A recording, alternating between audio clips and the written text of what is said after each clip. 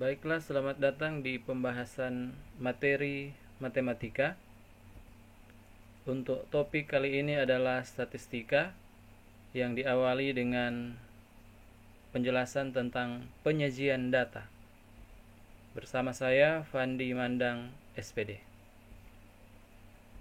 Pertama kita lihat pengertian, yaitu dari statistika sendiri. Statistika adalah ilmu yang mempelajari cara-cara pengumpulan, pengolahan, penyajian, dan analisis data serta penarikan kesimpulan berdasarkan sifat-sifat data. Itulah pengertian dari statistika.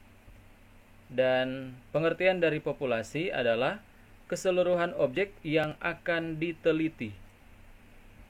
Dan pengertian dari sampel adalah sebagian dari objek yang akan diteliti dan diharapkan memberikan gambaran tentang sifat dari keseluruhan objek atau populasi tersebut. Selanjutnya, kita melihat tentang data kuantitatif dan kualitatif itu seperti apa. Pertama, data kuantitatif itu apa? Data yang berupa bilangan, nilainya bisa berubah-ubah atau bersifat variatif, itulah data kuantitatif.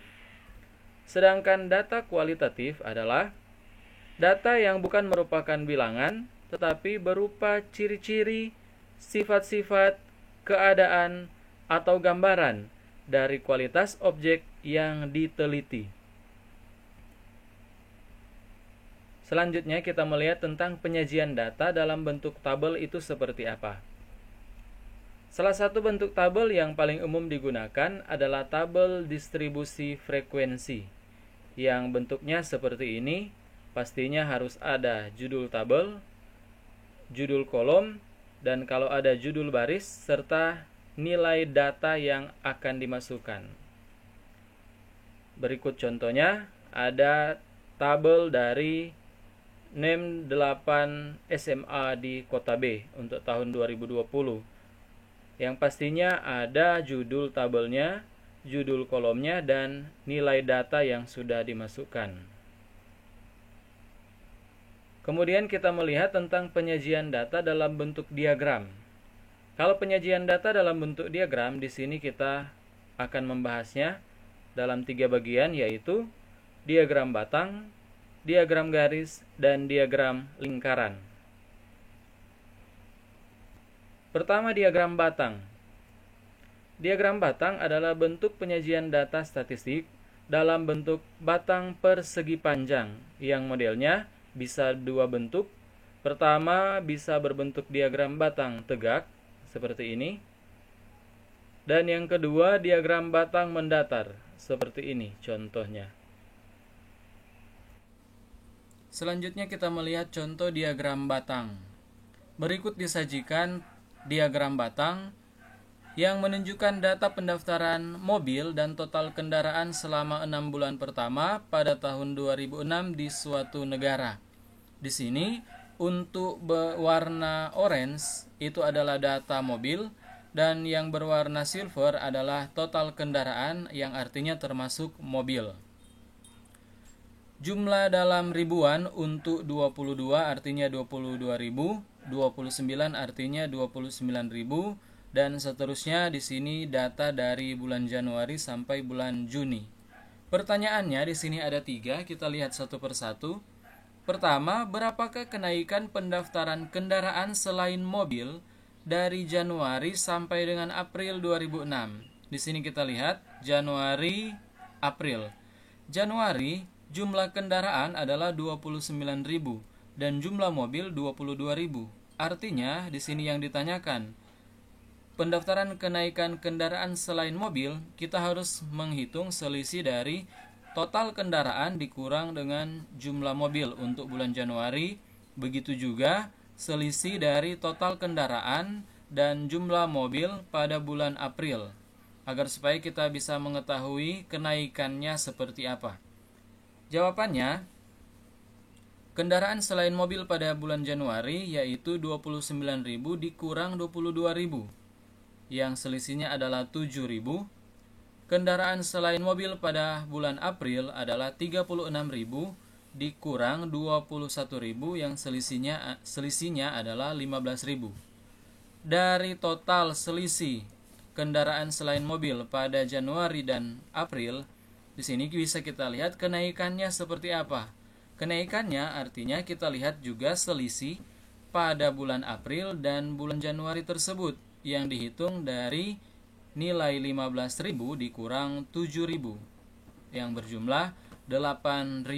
Itulah total kenaikan untuk pendaftaran kendaraan selain mobil bulan Januari sampai April 2006. Yang kedua, berapa persenkah kenaikan pendaftaran mobil dari Mei sampai Juni? Di sini kita lihat untuk Mei dan Juni. Kenaikan pendaftaran mobil yang berwarna orange pada bulan Mei adalah 18.000, sedangkan bulan Juni adalah 30.000. Tetapi yang dihitung di sini adalah persentasenya seperti apa dalam bentuk persen. Jawabannya untuk B, pendaftaran mobil pada bulan Mei adalah 18.000 dan pendaftaran mobil pada bulan Januari adalah 30.000. Kenaikannya dihitung dengan cara kita mencari selisih dari bulan Juni dan bulan Mei, kemudian dibagi dengan jumlah pendaftaran mobil pada bulan Mei sebagai dasarnya. Baru kemudian dikalikan dengan persentase sebesar 100%. Dari hitungan tersebut, 30.000 dikurang 18.000 dibagi 18.000, kemudian dikali 100%, hasilnya adalah 66,7%. Itulah kenaikan pendaftaran mobil dari bulan Mei sampai bulan Juni tahun 2006. Yang ketiga atau C, berapakah jumlah kendaraan selain mobil yang didaftarkan pada bulan Maret? Nah, di sini kita hanya melihat selisih antara total kendaraan dan mobil pada bulan Maret saja. Dengan hitungan kendaraan selain mobil yang didaftarkan pada bulan Maret adalah 25.000 dikurang 17.000 sama dengan 8.000. Itulah contoh penyelesaian untuk diagram batang. Selanjutnya kita lihat diagram garis. Diagram garis biasanya digunakan untuk menggambarkan keadaan yang berkesinambungan atau terus-menerus dalam periode waktu yang tetap. Misalnya, jumlah penjualan mobil setiap bulan atau jumlah penduduk setiap tahun. Contohnya, berikut jumlah mobil yang terjual mulai tahun 1995, 1996, sampai tahun 2004 yang digambarkan dengan diagram garis. Selanjutnya kita lihat tentang diagram lingkaran. Dalam diagram lingkaran, suatu lingkaran penuh digunakan untuk memvisualkan keseluruhan data, sedangkan sektor-sektor lingkarannya memvisualkan kategori-kategori data dalam bagian terhadap seluruh data.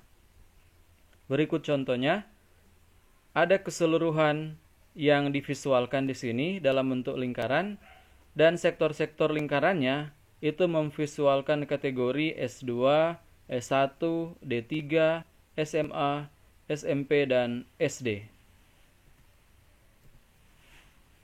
Contoh diagram lingkaran, perhatikan data usia siswa berikut. Keseluruhan data disajikan dalam bentuk diagram lingkaran dan sektor-sektornya ada 4 bagian, yaitu 15 tahun berwarna biru, 16 tahun berwarna putih, 17 tahun berwarna kuning, dan 18 tahun berwarna hijau. Pertanyaannya, jika banyaknya data usia dalam tabel adalah 40 siswa, banyaknya siswa yang berusia 15 tahun adalah, yang ditanyakan adalah siswa berusia 15 tahun banyaknya berapa. Sedangkan di sini persentasenya saja tidak disajikan, yang artinya kita hitung dulu persentase dari siswa berusia 15 tahun ini dari keseluruhan data yang tentunya totalnya 100%. Caranya, siswa berusia 15 tahun dihitung dari 100% dikurang dengan persentase siswa 16 tahun, 17 tahun, dan 18 tahun, di mana masing-masingnya berjumlah 15%, 20%, dan 35%. Sehingga siswa berusia 15 tahun bisa kita hitung selisih dari 100% dikurang 70% yang berjumlah 30%. Sekarang bagaimana menghitung jumlah siswa yang berusia 15 tahun jika persentasenya 30%? Jika diketahui jumlah siswa adalah 40 orang, maka jumlah siswa yang berusia 15 tahun dapat dihitung dengan persentase jumlah siswa 15 tahun dikali jumlah seluruh siswa. Persentasenya adalah 30% dikali 40 siswa. Atau 30/100 dikali 40, sehingga dapatlah siswa berusia 15 tahun adalah 12 orang. Demikian pembahasan untuk materi statistika dalam topik penyajian data. Semoga materi ini berguna untuk memahami dasar-dasar mempelajari statistika. Terima kasih.